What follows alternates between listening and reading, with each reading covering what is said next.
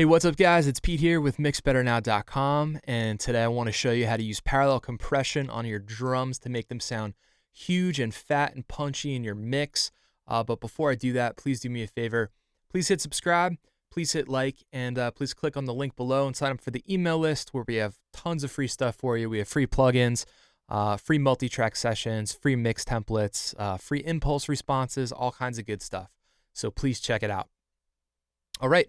Got a session pulled open with some drums in it. Drums that I have here are what I would call the usual suspects, drums that you're going to typically get from a client in any session, or drums that you might record yourself at home or for a client. We have a kick in, a kick out, a snare top and bottom, two toms. We got a rack tom and a floor tom, a pair of overheads, and we have a pair of room mics. And those are all going to our drum bus, and then our drum bus is going out to ultimately to our mix bus. So the idea with parallel compression, which is also known as New York style compression, is we're basically taking the uncompressed or the lightly compressed signal of the drums, which is going to the drum bus, and then we're also sending that to our bus we have set up with a compressor on it, which we are heavily compressing, and then we are blending that signal in with the uncompressed or the lightly compressed drum sound. And we blend the two, and then we get the sound that we want, that we like, and it adds a whole lot of weight and punch and depth, and does a lot of cool things for your mix, and really lets the drums pop through in the mixes. So let's take a look at how we do that. I'm just going to play the drums for you as is so you can hear what they sound like.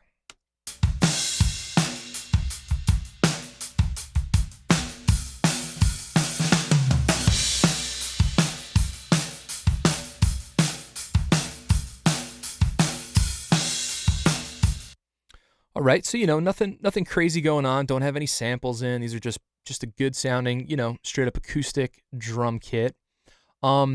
And one way that we can route our parallel signal is we set up a bus right here, which I've labeled Drumcrush.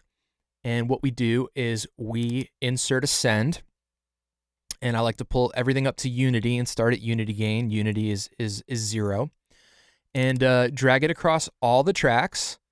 And then what that's going to do is that's going to come in right here. So what I'm going to do is, I won't unmute it yet. I'll show you what I have going on. The compressor that I have instantiated right now is I have a Blue Stripe 1176. And with the compressor that you put on your parallel bus, you're going to treat it a bit differently than you would a compressor that you would put on a track. We're not going to be subtle with this compressor. We're not going to be timid. We want to smash the snot out of the signal going to the parallel bus. So we have a high ratio. Right here I'm using a 12-to-1 ratio.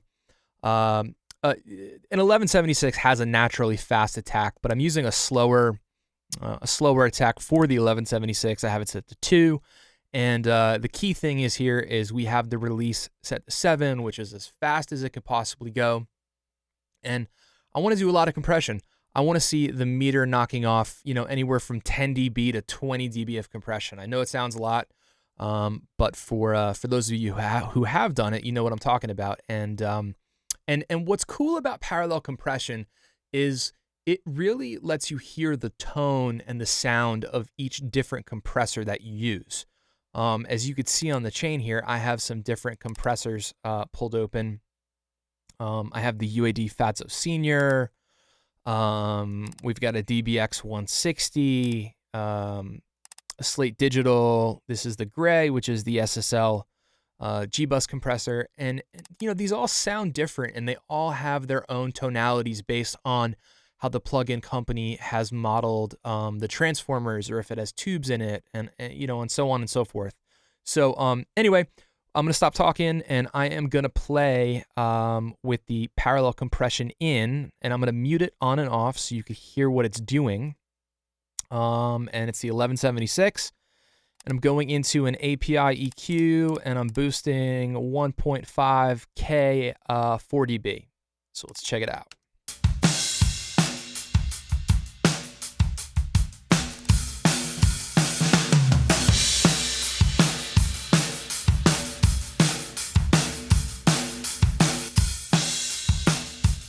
That's off. On.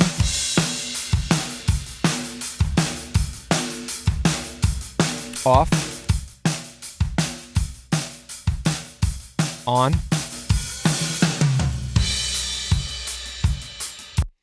All right, and the idea that we want to do here is with this fader, when we have all of our sends set to unity gain, which is 0, we control how much of the parallel signal we are blending in with our uncompressed or our lightly compressed drum signal with the fader.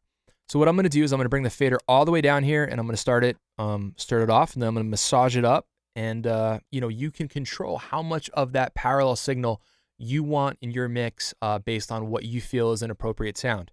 Check it out.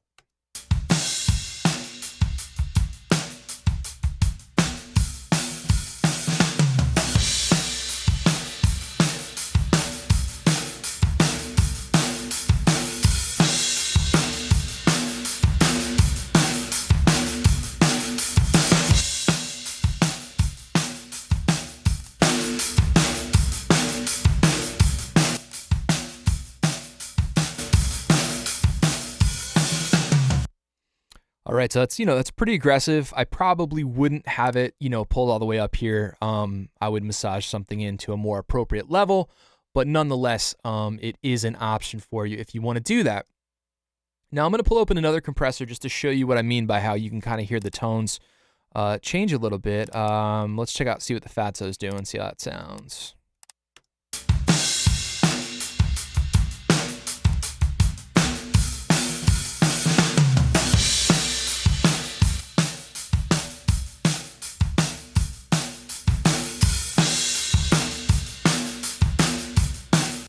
So to my ear, the Fatso is a bit warmer. It's got a little bit more low end to it, and I don't want to say it's spongier, but it's definitely got some more low kind of mojo going on. The 1176 is an inherently brighter compressor, especially the blue face. It's a little bit grabby and peaky in such a good way. So that's one way that you can do it with sends. Now, the other way that we can implement our parallel compression is I have Drumcrush 2 set up here. The other way we can do it is just like let me just hide this. Just like you send all of your drums to your drum bus, we can do the same thing here and make our insert drums. So if I go ahead and mute all the sends, the same amount of signal is going to be getting sent here, just as it is to our normal drum bus. So let's check it out that way.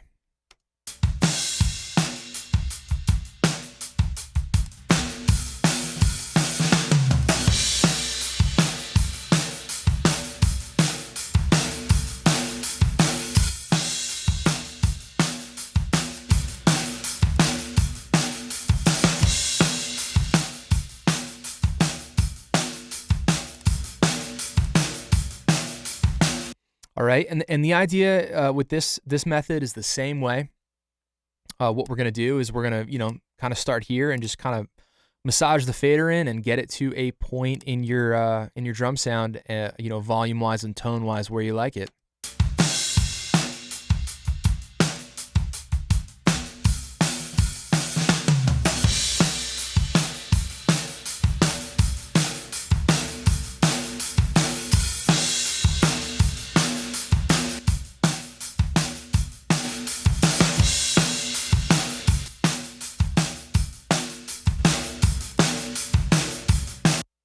All right, and just for fun, let's try another compressor, just something different tonally. Let's try the Waves EMI TG1, 2, 3, 4, 5. This guy's pretty cool. This actually we're doing a little bit of overdrive too, and this has an onboard EQ, so we can do a little EQing too.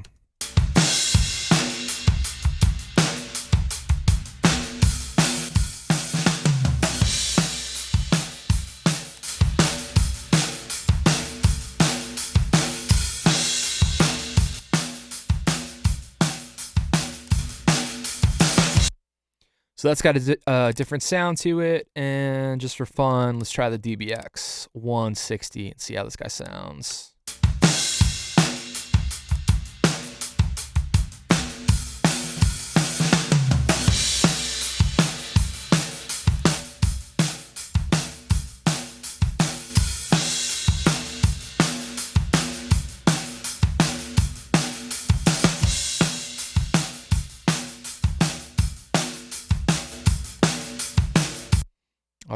kind of cool too. So that's the general idea with using parallel compression on your drums. I just wanted to show you the two ways that you can set up your routing, and the two ways that you can use it to control the amount of the uncompressed or the lightly compressed drum signal, and the heavily compressed or the parallel compressed drum signal, and blend the two. It's a great way to make your drum stand out in your mix. It's a great way to add weight and punch, and to really, really, really get your drums hitting hard, and not just being heard, but also being felt in your mixes. And the cool thing about parallel compression is you can also use it on vocals and guitars and pretty much anything. Look at Andrew Sheps. Andrew Sheps just about only uses parallel compression. Very, very cool. So that's parallel compression on your drums. My name is Pete from mixbetternow.com, and I appreciate your time, and I will catch you guys next time. Have a great day.